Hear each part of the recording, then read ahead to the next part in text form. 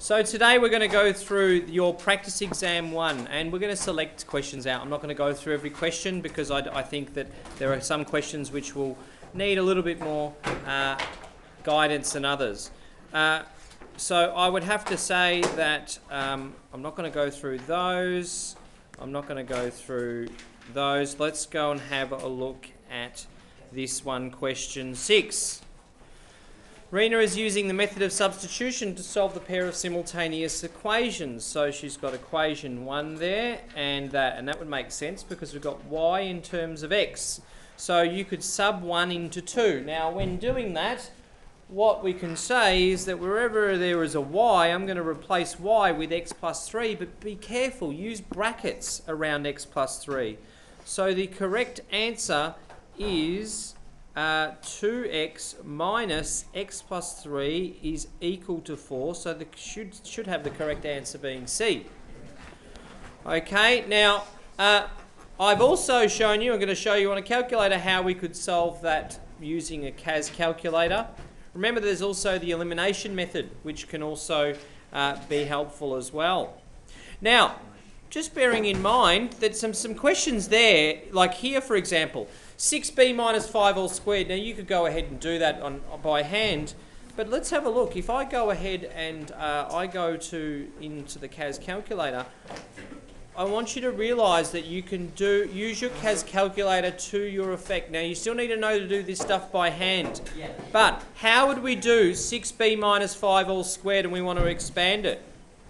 Well, for starters, if I go to menu and then I go to algebra and then I go to expand and I do 6b minus 5 and then I'm just going to put a bracket around that and because I'm going to square it. Now, if I go ahead and do that, what will happen is, look at that. I don't even need to tell the calculator. So that it's in terms of b. When we're solving, we do. But have a look at that. 36b squared minus 60b plus 25. So therefore, your answer is, was it A? The answer is A. Let me just...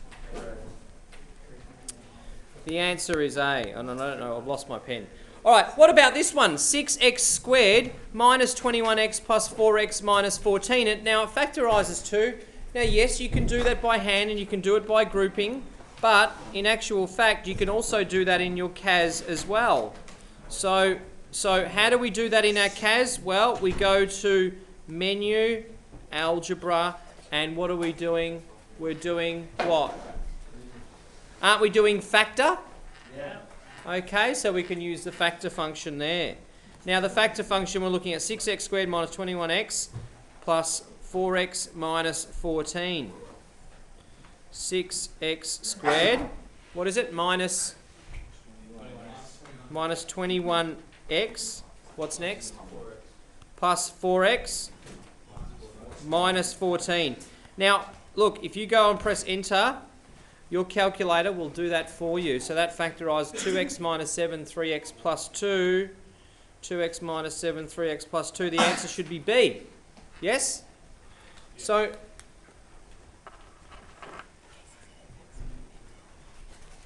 okay, yeah, know that, yep.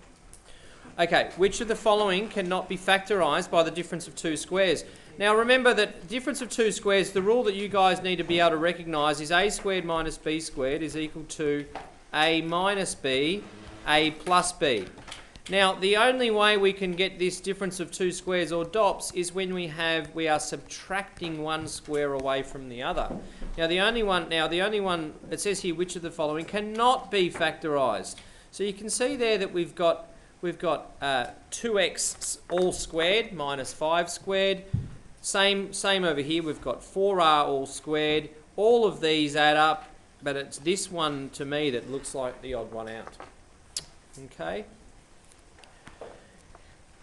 Now, gradient of a line, 2 lines. Now, just remember, when I see something like this in coordinates, what I want you to do is label them x1, y1, x2, y2. But the problem is, have a look, which point is going to be on the left? This one or that one? Yeah, it's minus 4, 6 because so I'm going to suggest to you that it might be beneficial for you to say, okay, this one's going, I'm going to call this one x1 and this one y1 because negative 4, 6 is going to be sort of up here, and then, so that might be negative 4, 6, and 1, 5 is going to be somewhere down here. Okay, if I'm doing a Cartesian coordinate system, let's just say that we've got something like that. So we've got a line, we don't have to draw that line, but in order to find that line, it's best to actually, so we're going to let this equal x2, and that's going to be y2. So what we've got to do is the gradient is the rise over the run, which is the same as saying y2 minus y1 over x2 minus x1. So that is going to be 5 minus 6. Now we know that when we do this, if we were to get a positive result, then we've done something wrong, because you can see there that line has a gradient, a negative gradient. So 5 minus 6, x2 minus x1 is 1 minus 4. So well, the answer is we've got 5 minus 6, which is negative 1, but be careful, 1 negative negative 4 is 5. So it's negative 1 over 5, which is the same as negative 0.2. Probably can't do that on a CAS calculator, so you're going to need to be able to use that rule rise over run, but I think it's going to help to identify where those points are. And just because this one's labelled second doesn't mean that it probably should swap those around. Now with this one, two coordinates that lie on this line, the best way to do that is to just sub those points individually. There's no point sketching it. You're just wasting your time. But let's have a look. I'm going to do a little trick here, and that is, okay, what about at the point when x equals 3, y equals 0? We're going to sub that point in. Okay, so I'm looking at this, y equals 0. So if I put y equals 0 there, that's just like covering that up, isn't it? Now, does x equal 3 at y equals 0? If I cover that up, does minus 3 times 3 give me 12? No, it does not. So I cross that off. It's just process of elimination. I continue. For the next one, it says that y equals 0, x equals minus 4. Now, when I cover that up again, yeah, that works out. But what about at y equals 0? Does x equal 3? Can x equal 3 there? No, it can't. So we cross that off. Now, we keep going until, I reckon with this one, I'm going to try this one. When x equals minus 4, y equals 0. Yeah, that looks right to me. And then when x equals 0, y equals 3. Well, that would make sense. 4y, so in other words, they're saying is 4y equal to 12. Is y equal 3? Yes, it is. So therefore, the point which lies on that line is that one there. So you need to plug those in and use substitution is the best method to do that. Which of these is the steepest? Well, that's the one with the highest gradient. So what's the answer? B. Pretty straightforward. All right. What about so the length of line segments? How do we find this one? I think you're best off doing is getting an idea of where these points are. If I've got the point 1, 2 here, I've got the point A, which is at 1, 2, and I've got B, which is at 4, 6.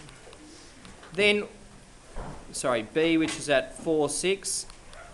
Then we need to find the distance of that. Now we can use Pythagoras. Now, what is that? What is this distance across here? From going from 1 to 4. So that's a distance of 3, and that has a height of 4. So basically we're drawing a triangle, and we want to find this distance out, x, where we've got 3 and we've got 4. So in other words, what we're saying is that distance, which we've just called x, is x squared is equal to 3 squared plus 4 squared. That's Pythagoras. Now that's equal to 16 plus 9 is 25, but we want to take the square root of 25, don't we? So x, that distance there, is the square root of 25, so the answer is A. Now, I showed you this yesterday. I have the simultaneous equations. Now, just because if you've got an exam question with short answers does not mean that you can't do that in a calculator and get some marks for the answer if you don't know how to do it. But you should know how to do it because you've studied hard. But we've got x plus 2y is 16. So what we can do is we can go to menu algebra and we can go to solve system of equations, and this is two systems of linear equations. Our two variables are x and y, and now we have this. So we've got x plus 2y is equal to 16. So we've got x plus 2y is equal to 16. And what's the other one? Is it y equals x minus 4? Yeah. Y is equal to x minus 4. Put those in, press enter, and it says that x is equal to 8, y is equal to 4. So, therefore the answer is B. So that is using LinSolve, which is in the algebra menu. Menu, algebra. I've recorded this video so you can go back and watch it if you cannot recall. The midpoint. The midpoint, you guys need to have this on your formula sheet. The midpoint is when I add the coordinates and then I find their average, because there's two coordinates. That means I need to divide it by 2. I need to do the same thing for the y coordinate. So, no calculator required, but what we have is we have negative 3 plus 5 divided by 2 as the x coordinate, and negative 2 plus 3 over 2 as the y coordinate. And that turns out to be 2 over 2, which is 1, and 1 over 2, which is a half. So the only one which says that is going to be B.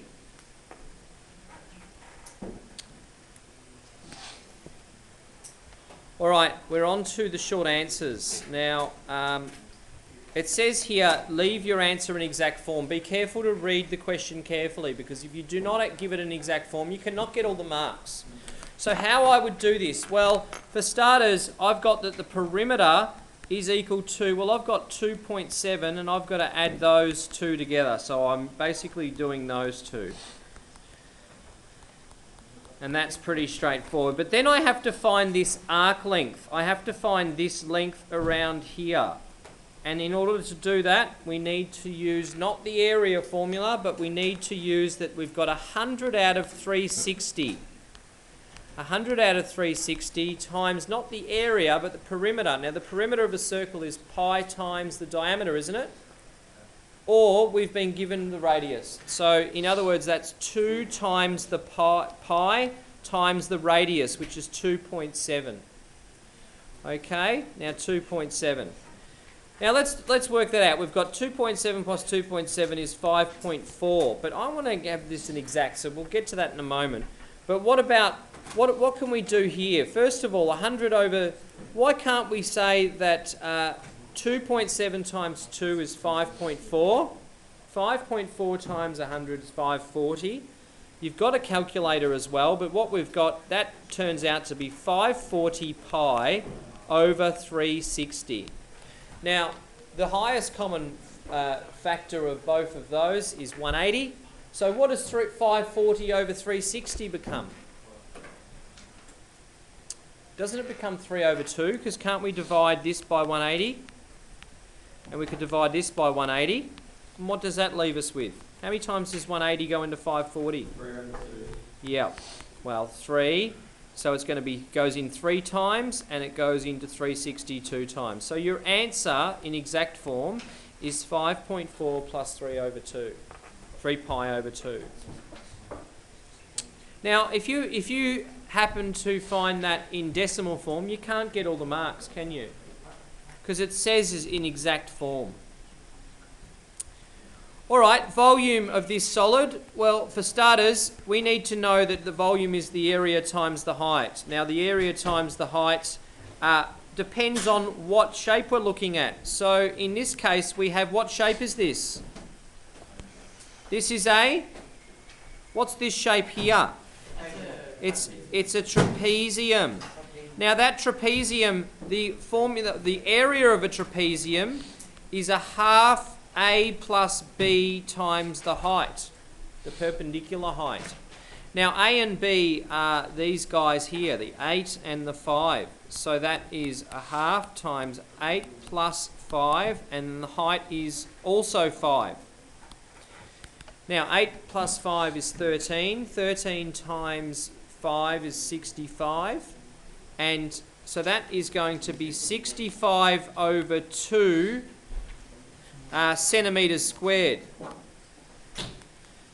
Now, it's asking for 2 decimal places, but now what we need to do is we need to work out what the volume is. Now, the volume is the area times the height. Now, the only area we need to work out is this trapezium. And if you think about it, the reason why that is why the height is 9 centimetres and you're not working out the area of a rectangle is because we need to be able to cut it in this direction, go in this direction, in order for that to be equal slices. So therefore we need a consistent cross-sectional area. That only cross-sectional area which is consistent is the shape of a trapezium. So we've got to use that area, which is 65 over 2, and times that by the height, which is 9. What does that work out to be? Whatever that works out to be, 65 over 2 times 9.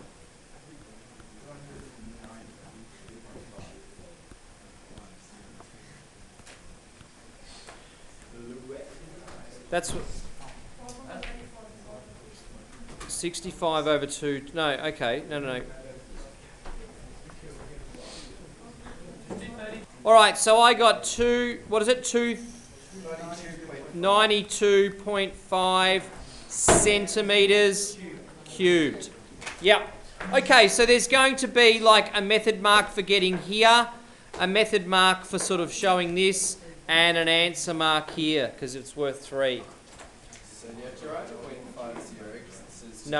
No, because if it's 0.5, no need to. All right, I'm going to skip the area of that circle. That's just a quarter circle and a triangle. Easy enough. Find the total surface area of this. That's just 2 triangles and 3 rectangles.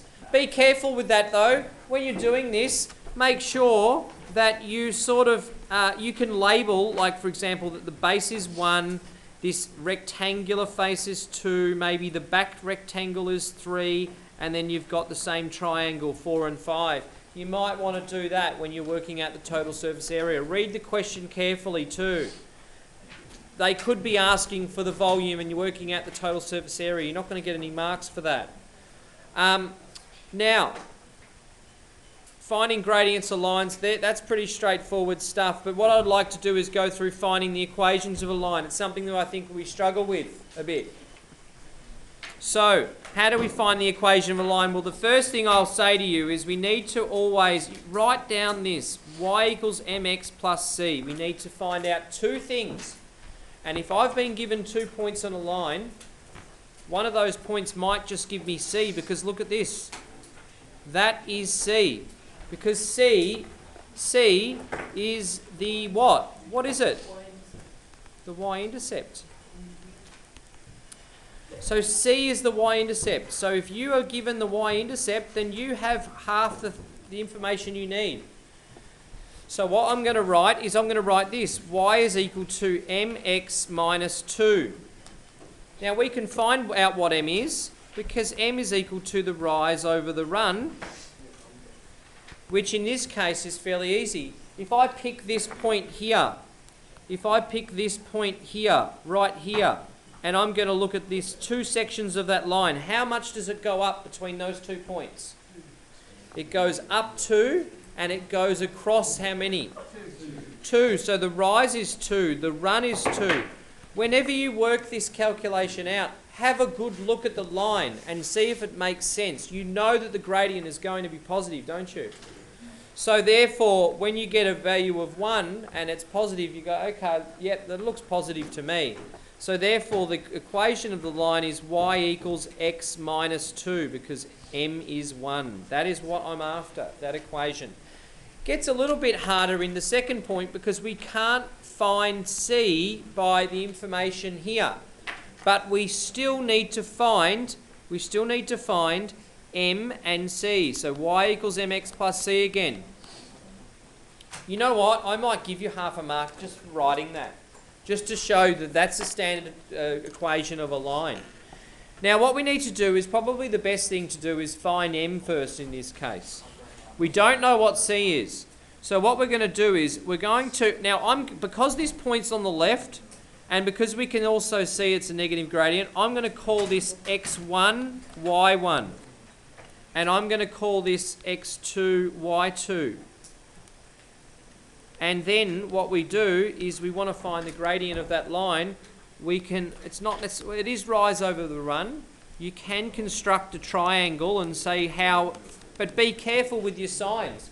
If I'm going from -5, now there's something wrong with that. That's not -2, that's +2. That has to be, all right, that's +2, -4. Okay, so there's a typo there. So therefore, what we can say is that we could either work out that the rise, well, it has to rise -6. It goes down -6 from -2. Sorry, it goes from +2 to -4. So we could do it that way, or we could do the old y2 minus y1, x2 minus x1. But be very careful with your negative signs. y2 is -4, so it's -4 minus 2. And then the other one is x2 minus x1. Now x2 is +2. So it's going to be +2 minus -5. So therefore your answer is -4 minus 2 is -6. And that is going to become a positive result. 2 minus -5 is the same as 2 plus 5. So therefore we've got -6 over 7 is the gradient.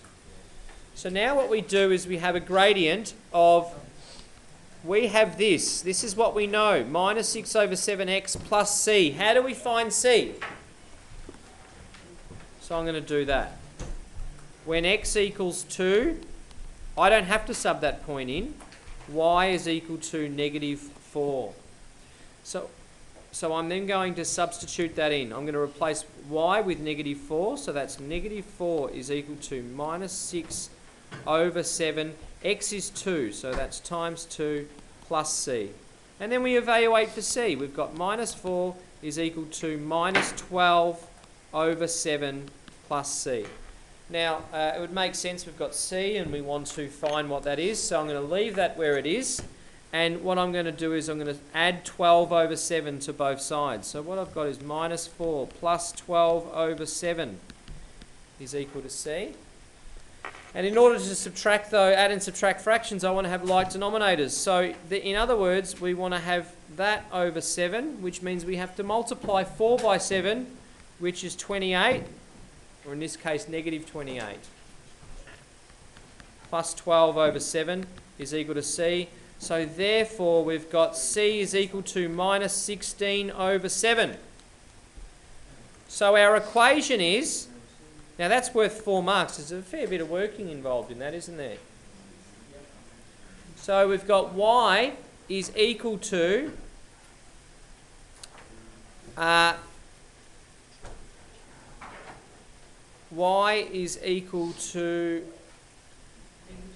-6 over 7x minus 16 over 7. Or some form of that, as long as it's the same. Don't go do giving decimals and stuff like that. If you do it in calculator and you're giving me decimals, you're not going to get your 4 marks.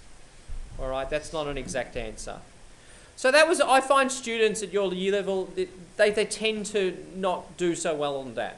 But the process remains the same all of the time. Find the gradient.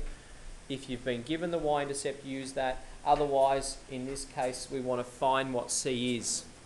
So in other words, the y-intercept is going to be -16 over 7.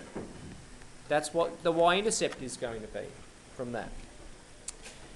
Now we looked over here, and I want to show you again how to do this and using your calculator, because a lot of you get this thing here, and I guess an easy way to do it by hand is to find the x-intercept and to find the y-intercept, and then you can do it by hand and join the points. That's always a good way. Because then you can see what type of line it is. So the x-intercept, we let y equal 0. So in other words, we've got 2x is equal to 8. X is equal to 4. That's the x-intercept. So I can actually map that out there. Now this is doing it by hand. Finding the y-intercept, we could say let x equal 0. We're letting x equal 0. So in other words, minus 4y is equal to 8. Y is equal to negative 2. So therefore, we can, given I've got 2 points on the line, I can join those 2 points. And we're done. But, as I said, what did I do? 2x minus 4y is equal to 8. What did I show you yesterday? Didn't I show you that we can use that CAS calculator to get y in terms of x if we need to sketch it? And you can check. So 2x, if I put 2x minus 4y, the only way your calculator can sketch it is if it's in terms of y, is equal to 8. Now if I press enter here, what's your calculator going to do? It's going to say, hang on, don't know what I'm solving for. So not x, comma y, because we want y in terms of x. So I do that, and look, I've got y is equal to x minus 4 over 2. Now I can even get that, and I can press Control C, and I don't think it works on this version of the calculator. I don't think it does. It works on yours though. There you go, Control V. Problem is though that we've just copied the whole thing. Okay, so we don't want this y equals business again. So we press delete a couple of times, and you can see that we've got some function of x, which is y. Now we press enter. We've got our graph there if you wanted to sketch it and check. Okay, you want to find the x-intercept, analyze graph, 0, and you can pick a point to the left. My computer's just decided to spit it.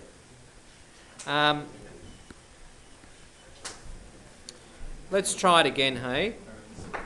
Pick a point to the left. My pen's lost it. And yeah, 4, 0. There we go, I got my pen back. You can use your hand signal and grab it, and there you go. X-intercept of 4, 0. Don't worry about the y-intercept. You won't be able to do it that way. So, there's 2 ways of doing it.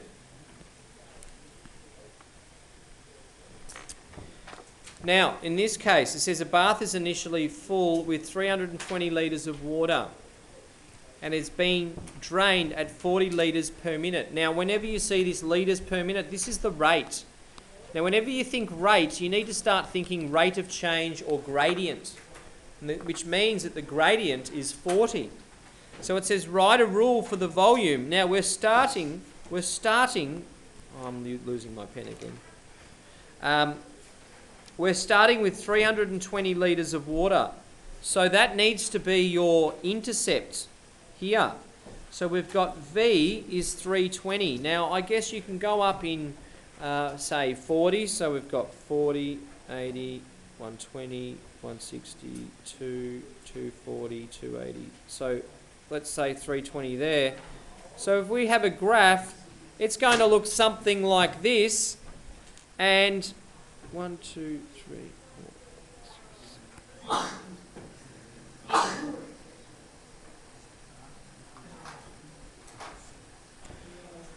You're going to have a graph which looks something like this. Shh, boys. Shh. So the volume is going to be equal to 320. And what's the rate? Is it positive or negative? It's negative what? 40 bananas. 40 what? 40 T. Okay? Put it on your quote book, can you? All right, we've got our volume now. So now we've asked how long will it be till it's empty. So in other words, we want the volume is equal to 0. So we've come up with our rule. So therefore, in other words, we've got 320 minus 40t, and we need to solve for t. So we're going to add t to, or we could subtract 320 from both sides if you like, and then divide both sides by negative 40. You're going to get t is equal to 8 what? Minutes. Yeah. It's going to take 8 minutes for that bathtub to be empty. Now, look, if you wanted to sketch that graph though, remember, I don't want you to forget that you've got a CAS calculator. But remember, when you're sketching 320 minus 40t, don't go putting t's in your calculator. What you want to do is I'm going to press tab, or I might just go to and get a new document going. And remember that t is like our dependent variable. So in other words, what we want to do is that dependent variable is x. So instead of t in our calculator, if I wrote 320 minus x, that is our graph there. Now it doesn't see anything. We can't see anything because, yeah, we got to zoom out. We've got to zoom out a bit. There you go. That's more like it. But it's not 320 minus x, it's 320 minus 40x, isn't it? So I'm going to press, so just be wary of that. If you can't see a line, it could be that you're zoomed too far in. But I reckon we would have been able to see 320 minus 40x. But look at the line, it looks almost vertical. Yeah? We'd probably have to menu and we'd probably have to zoom in. Even then, it's a bit tricky. But what we could do is we could analyse the graph for 0, pick a point to the left, pick a point to the right, and what does that coordinate say? 8, 0, and that's what we're after, wasn't it? The volume's going to be 0 after 8 minutes, that's right. So you can use the calculator if it helps. Henry, shh. Okay. Now, just quickly, we want to solve this, but I want to show working out. I'm going to show you 2 methods on how to do this. Doesn't matter how to do it, but remember, yes, you could do it in your calculator, but you're not going to get those method marks if you don't. So substitution, what I'm going to do is I've got equation 1 and equation 2. I'm going to have to change equation 1 to get y in terms of x or x in terms of y. Unfortunately, sometimes it can be given to you y in terms of x or so on and so forth, but I can't do that. So what I'm going to do is I'm going to subtract 4x from both sides. So what we've got is we've got 16 minus 4x. Now I've changed equation 1, so I'm going to call that equation 1 dash. And then now what I want to do is I want to sub 1 dash. This is how you should do it and set your work out. Try to do something like this. It's on video. If you want to watch this again, you can. Subbing 1 dash into 2. So wherever I've got y, I'm going to replace it with 16 minus 4x. So what we've got, this pen is giving me the irrits.